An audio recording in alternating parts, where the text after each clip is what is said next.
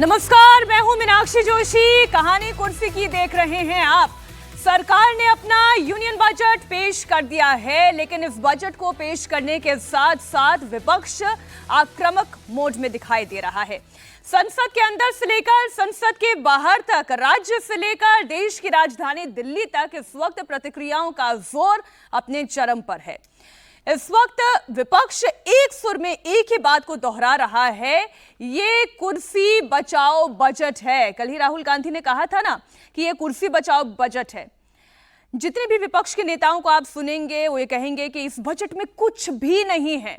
इस बजट में पश्चिम बंगाल का नाम नहीं लिया गया, किसी ने कहा राजस्थान का नाम नहीं लिया गया, किसी ने कहा मध्य प्रदेश का नाम नहीं लिया गया, किसी ने कहा कि ये जो बजट है वो किसानों को समर्थन मूल्य देने की बजाय अपने सहयोगियों को समर्थन मूल्य देने वाला बजट है। किसने क्या कहा, सब विस्तार से आपको बताऊंगी।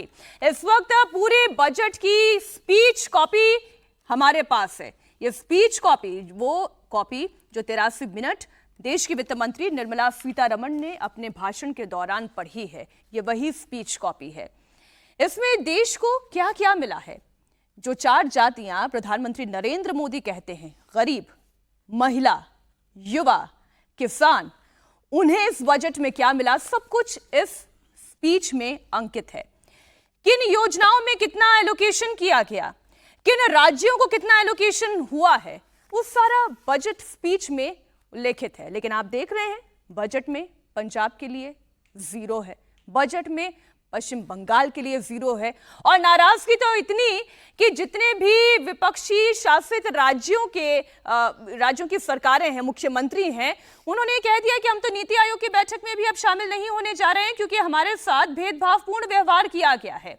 बंगाल फिर से वंचित, देखिए ये पोस्टर लहराया गया, we want India budget not NDA budget, इस तरीके के आरोप लगाए जा रहे हैं। देखिए सारी बातें कुर्सी से जुड़ी हुई है। वहां 83 मिनट ये बजट का भाषण पढ़ा गया, 20 घंटे का वक्त सदन में रखा गया है इस पर चर्चा के लिए, और हमारे पास कुल 120 मिनट है। आज 1 बजे से लेकर 3 बजे तक कहानी कुर्सी की में हम भरपूर चर्चा करने जा रहे हैं इसी बजट के विभिन्न पहलुओं की।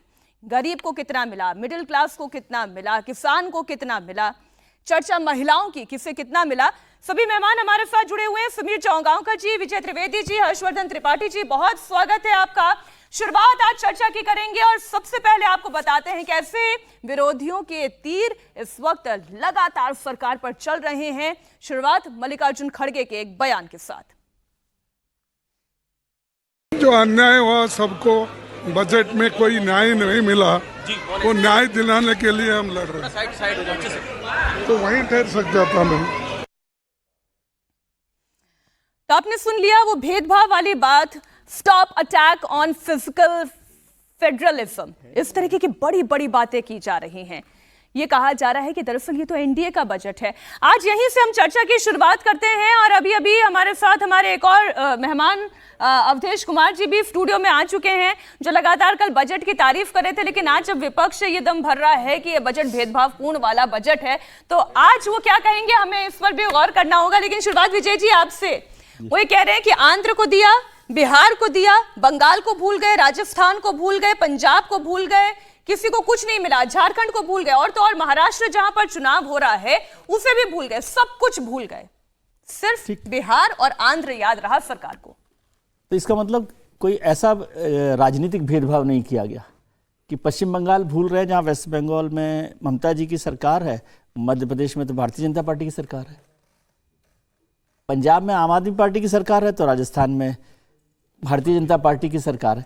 तो मतलब कम से कम ये तो कह सकते हो आप कि निर्मला जी ने कोई राजनीतिक भेदभाव नहीं किया गया। लेकिन बजट को समझने के लिए जरूरी है कि स्पेशल मेंशनिंग अलग चीज होती है और बाकी जो बजट है वो पूरे देश के लिए बजट है, और उसको आप यदि विस्तार से पढ़ेंगे, जैसे आपने कहा कि इस लिस्ट में आपके पास जो पूरी कॉपी है उसमें आप देखेंगे तो हर राज्य के लिए अलग अलग जरूरतों को और अलग अलग काम किया गया। दूसरी तरफ जो योजनाएं हैं उनमें उन राज्यों की क्या हिस्सेदारी है उसका जिक्र है। लेकिन बिहार, और ये सच भी है कि बिहार और आंध्र प्रदेश पर ज़्यादा ध्यान दिया गया और उनको मौका दिया गया, वो भी ठीक बात है क्योंकि वो उनका समर्थन कर रहे हैं, वो सरकार के सबसे महत्वपूर्ण साझेदार हैं।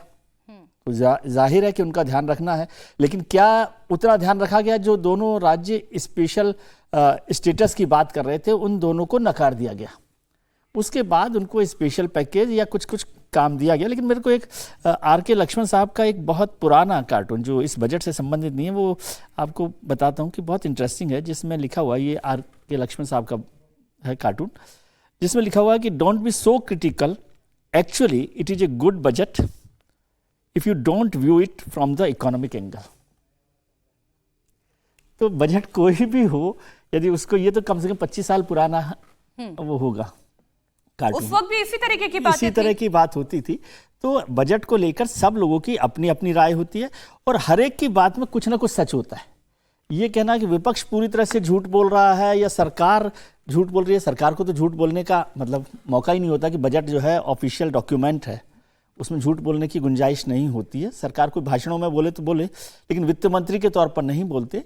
लेकिन विपक्ष की जो बात है उसमें भी कुछ हद तक सच्चाई है। एक बात कही गई कि राहुल गांधी जी ने सबसे पहले वो पोस्ट किया कि ये कांग्रेस कॉपी पेस्ट बजट है कांग्रेस के न्याय को लेकर, तो उनकी जो युवाओं और रोजगार को लेकर बात थी वो इसमें शामिल की गई है। मुझे कल भी हमने इस पर सवाल किया था कि यदि कांग्रेस का कॉपी पेस्ट बजट है तो क्या स्वागत कर लीजिए, तो स्वागत कीजिए, या कांग्रेस ने खराब बजट बनाया था?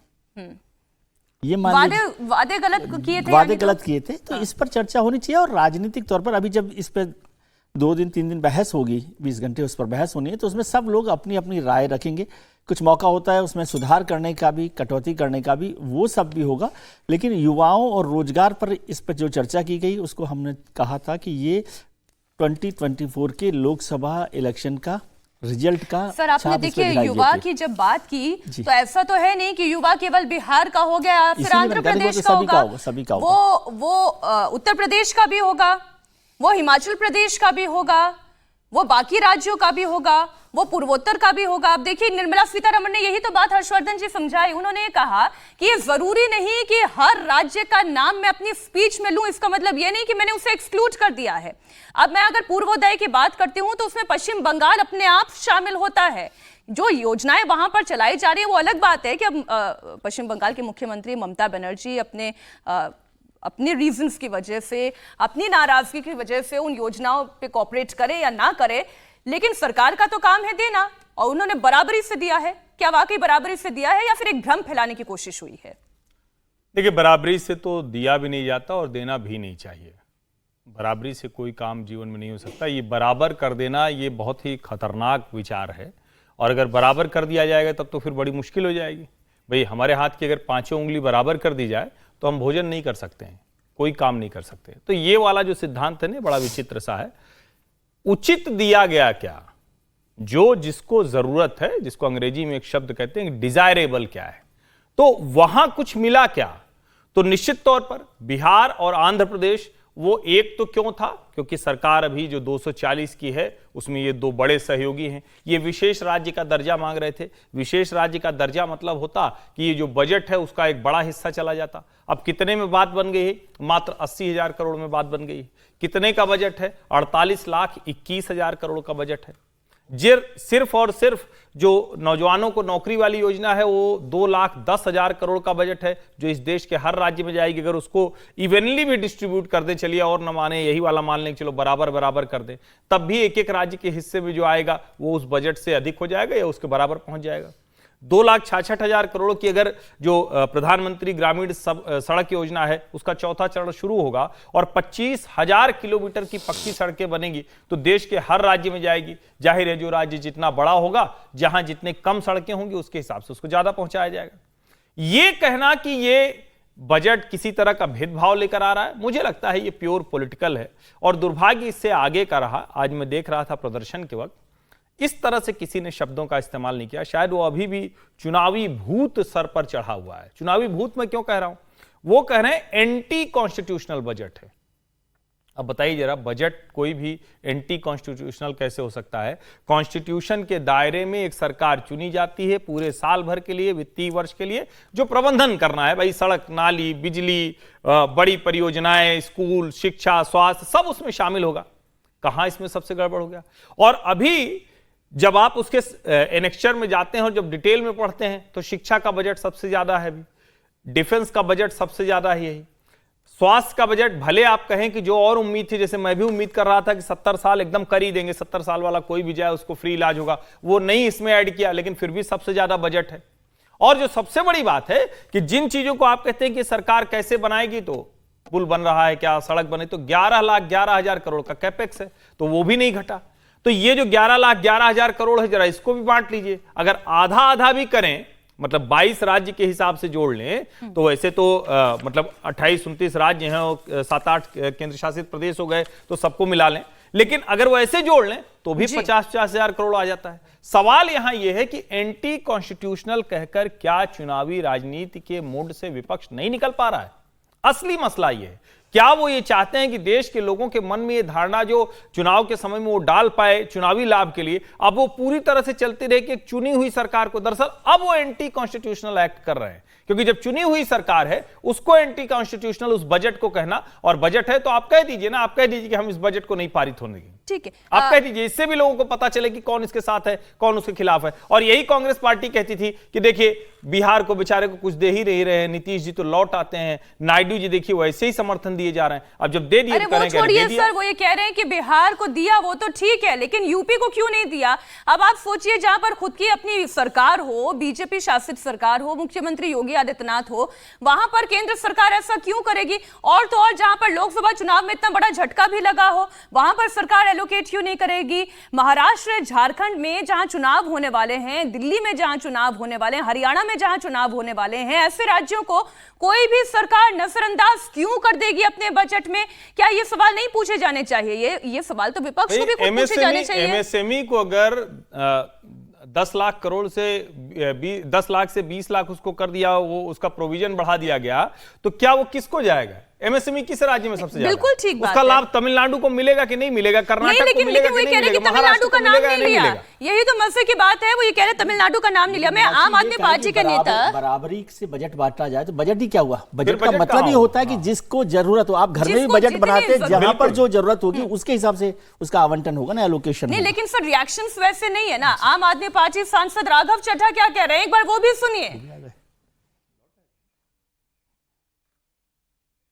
एक वर्ग खुश होता है, दूसरा वर्ग निराश होता है, लेकिन ये कमाल का बजट इजाद किया गया है जिसमें लगभग इस देश का हर वर्ग निराश हुआ है, मात्र 2 व्यक्तियों को छोड़ के, नीतीश कुमार और चंद्रबाबू नायडू। मैं पूछना चाहता हूं कि वो राज्य जिन्होंने अभूतपूर्व समर्थन भाजपा को दिया, अपने राज्यों की लगभग सारी सीटें दे दी, जैसे कि दिल्ली है, गुजरात है, उड़ीसा है, हिमाचल प्रदेश है, झारखंड, छत्तीसगढ़ है, मध्य प्रदेश है, इन राज्यों को क्या मिला इस बजट में? इन राज्यों को कुछ नहीं मिला।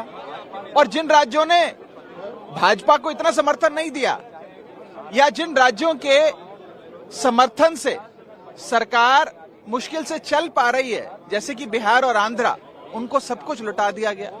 तो इससे तो यही सार मिलता है कि जो राज्य भाजपा को कम वोट देता है उसे ज्यादा दिया जाएगा। तो आगे के लिए सीख ले लीजिए। आपने राघव चड्ढा की बात सुन ली। उन्होंने कहा केवल 2 राज्यों को, केवल 2 लोगों को फायदा मिला है। उन्होंने नायडू साहब का नाम ले लिया और दूसरा नाम उन्होंने नीतीश बाबू को ले लिया। अब देखिए, क्योंकि बजट की स्पीच की कॉपी मेरे पास है, ये इसका पहला, दूसरा, तीसरा, चौथा, 5वां, 6ठा और ये 7वां पन्ना, ये 7वां पन्ना, और इसके 2 अंश में पढ़ने जा रही हूं। और इसी से बहुत कुछ क्लियर होगा कि ये जो बातें कही जाती है कि हमारे तो राज्यों का नाम ही नहीं लिया गया। पश्चिम बंगाल वाला बैनर आपने देखा ना, वो क्या था कि बंगाल को भूल गए। अब सुनिए, देश के पूर्वी भाग के राज्य प्राकृतिक संपदाओं से समृद्ध हैं और इन राज्यों की सांस्कृतिक परंपराएं सुदृढ़ हैं। हम बिहार, झारखंड का नाम लिया गया है। पश्चिम बंगाल का नाम लिया गया है। ओडिशा, यहां तो बीजेपी की सरकार है, क्यों नहीं नाम लेगी बीजेपी, वहां इसका भी नाम लिया गया। आंध्र प्रदेश को शामिल करते हुए देश के पूर्वी क्षेत्र के चहुमुखी विकास के लिए पूर्वोदय नामक योजना तैयार करेंगे।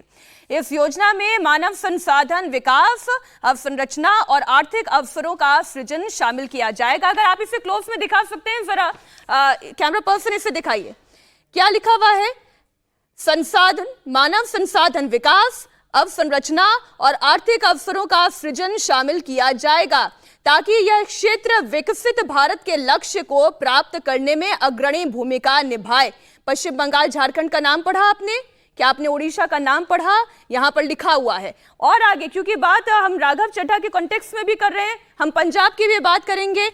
अमृतसर कोलकाता औद्योगिक गलियारे, अब देखिए हम इंडस्ट्रियल कॉरिडोर की बात कर रहे हैं। अमृतसर कोलकाता औद्योगिक गलियारे के संबंध में हम गया में औद्योगिक केंद्र के विकास में सहायता प्रदान करेंगे। पूर्वोत्तर क्षेत्र के औद्योगिक विकास को बढ़ावा मिलेगा। अब देखिए, कहां के विकास की बात नहीं हो रही है। अब ये अलग बात है, अगर किसी को आलोचना करनी ही हो समीर जी, तो आलोचना तो करके रहेंगे। ये काम तो विपक्ष का है, हम कल से चर्चा कर रहे हैं, एक टेम्पलेट तो बटेगा। लेकिन कहना क्या चाह रहे थे? देखिए, निर्मला सीतारमन तो 7वीं बार बजट पेश किया, अब तो अनुभव है उनको बजट पेश करने का। जब निर्मला सीतारमन ने पहली बार बजट पेश किया था, तब निर्मला सीतारमन ने एक बात कही थी। उन्होंने कहा था, मैं महिला हूं, मैं अपने घर का बजट भी देखती थी, मेरे घर में जितनी लिमिटेड इनकम आती थी उसके हिसाब से कहां मुझे खर्च करना है, कहां जरूरत है ज्यादा खर्च करने की, कहां कम खर्च करने की जरूरत है, और कहां मुझे भविष्य में खर्च करना है। जिस हिसाब से मैं अपने घर का बजट देखती थी, उसी हिसाब से मैं देश के बजट को देने वाली हूं कि सबका ध्यान रखूंगी, कहां मुझे ज्यादा देना है, कहां कम देना है, और किसको भविष्य के लिए देना है, और उसी हिसाब से बजट आएगा। जब 2014 में प्रधानमंत्री नरेंद्र मोदी बने, अरुण जेटली का जब पहला बजट आ रहा था, तो अरुण जेटली ने भी इस बात का जिक्र किया था कि यह मोदी सरकार का बजट है, यह एनडीए का बजट है, यह भारत सरकार का बजट है, इसमें सबको मिलेगा, किसी को कम और किसी को ज्यादा मिलेगा। तो उसका अर्थ यह नहीं है कि हमारी सरकार किसी से भेदभाव किया है। हमारी सरकार जिसको जितनी जरूरत है उसको उतना देगी, सबका साथ सबका विकास होगा और सबको मिलेगा। मुझे लग रहा है 2014 से लगातार प्रधानमंत्री नरेंद्र मोदी की सरकार में जो बजट पेश हो रहा है, उसमें पूरे देश के हिस्से का विशेष ध्यान रखा गया है, और उसी समानांतर प्रक्रिया में मुझे लगता है निरंतरता बनी हुई है इस बजट में कि सबका साथ उन्होंने लेने की कोशिश की है। आप एग्रीकल्चर में देखोगे तो 1.52 लाख करोड़ का बजट दिया गया है। अगर टोटल बजट की बात करेंगे तो 48,20,000 करोड़ का यह बजट है, और इस बार तो 6.28% के करीब बजट बढ़ भी गया है। तो सरकार ने बजट ज्यादा दिया है कि ज्यादा खर्चा करना है। मुझे लग रहा है कि इसमें जहां सरकार को लगा कि कोई सेक्टर जो पीछे रह गया, जहां ज्यादा जरूरत है, और 24 से 25,000 गांवों को वेदर के हिसाब से नेटवर्क से जोड़ने का, सड़कों का बनाने का जो योजना लाई है, एक वो बहुत अच्छी योजना है।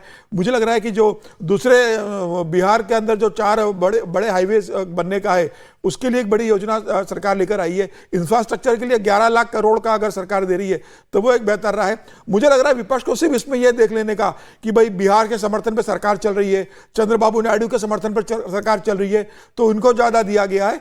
विपक्ष ये मान के चल रहा था चूंकि यह एनडीए की सरकार है और चंद्रबाबू नायडू और नीतीश कुमार का बड़ा हिस्सा समर्थन में है, तो इनको बड़ा हिस्सा बजट का जाएगा। बिहार को जहां जरूरत थी वहां दिया गया है। 48 लाख करोड़ से भी ज्यादा का ये 48.28 का और उसमें अगर आप केवल बिहार और आंध्र प्रदेश के बजट एलोकेशन की बात करें तो केवल 1%। बिल्कुल बिल्कुल।